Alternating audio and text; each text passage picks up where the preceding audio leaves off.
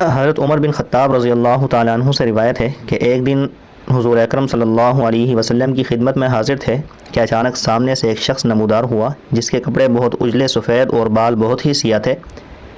اس شخص پر سفر کا کوئی اثر دکھائی نہیں دے رہا تھا، لیکن ہم سب اس سے ناآشنا بھی تھے۔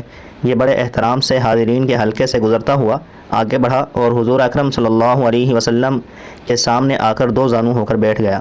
اپنے دونوں گھٹنے حضور کے گھٹنوں سے ملا دیے اور اپنے ہاتھ رانوں پر رکھ دیے، یعنی شاگردوں کی طرح ادب سے بیٹھ گیا اور عرض کیا، اے محمد، ارشاد فرمائیے کہ اسلام کیا ہے؟ آپ نے فرمایا، اسلام یہ ہے کہ تم یہ شہادت دو کہ اللہ کے سوا کوئی عبادت کے لائق نہیں اور محمد اس کے رسول ہیں، نماز قائم کرو، زکوٰۃ دو، ماہ رمضان کے روزے رکھو، استطاعت کے صورت میں حج بیت اللہ ادا کرو۔ آپ صلی اللہ علیہ وسلم کا جواب سن کر کہا، آپ نے سچ فرمایا۔ حضرت عمر فرماتے ہیں، ہم کو اس پر بڑا تعجب ہوا کہ یہ شخص سوال بھی پوچھ رہا ہے اور خود ہی اس کی تصدیق بھی کر رہا ہے۔ اس کے بعد اس اجنبی شخص نے عرض کیا، مجھے بتلائیے کہ ایمان کیا ہے؟ آپ صلی اللہ علیہ وسلم نے فرمایا، ایمان یہ ہے کہ تم اللہ اور اس کے فرشتوں، اس کی نازل کردہ کتابوں، اس کے رسولوں اور یوم آخرت کو حق جانو اور حق مانو، اور ہر خیر و شر کی تقدیر کو بھی حق جانو اور حق مانو۔ یہ سن کر بھی اس نے کہا، آپ نے سچ فرمایا۔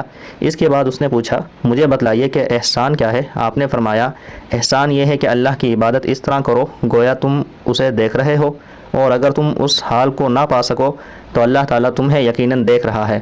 اس شخص نے عرض کیا، مجھے وقوع قیامت کے بارے میں بتائیے۔ آپ نے فرمایا، اس کے بارے میں جواب دینے والا سوال کرنے والے سے زیادہ جاننے والا نہیں ہے۔ اس نے کہا، تو پھر مجھے قیامت کی کچھ علامات ہی بتا دیجیے۔ آپ نے فرمایا، جب باندیوں سے ان کی مالکہ اور آقا پیدا ہوں، اور جب تم دیکھو کہ برہنہ تن برہنہ پا اور تہی دست چرواہے بڑی بڑی عمارتیں بنانے لگیں اور ان پر اترانے لگیں تو سمجھ لو قیامت قریب ہے۔ اس شخص نے کہا کہ آپ نے درست فرمایا۔ یہ سب کچھ پوچھنے کے بعد وہ شخص رخصت ہو گیا تو حضور اکرم صلی اللہ علیہ وسلم نے مجھ سے پوچھا، اے عمر، تمہیں خبر ہے کہ سوال کرنے والا وہ شخص کون تھا؟ میں نے عرض کیا، اللہ اور اس کا رسول ہی بہتر جانتے ہیں۔ آپ نے فرمایا، وہ جبرائیل تھے اور تمہاری اس مجلس میں اس لیے آئے تھے کہ تمہیں تمہارا دین سکھا سکے۔ آج کی ہماری یہ خوبصورت سی ویڈیو اگر آپ کو پسند آئی ہو تو ہمارے چینل کو لازمی سبسکرائب کریں، بیل آئیکن پر کلک کریں اور ویڈیو کو شیئر کریں تاکہ آنے والی تمام ویڈیوز کا نوٹیفیکیشن آپ حضرات کو ملتا رہے۔ ملتے ہیں نیکسٹ پیاری سی اور خوبصورت کی ویڈیو کے ساتھ۔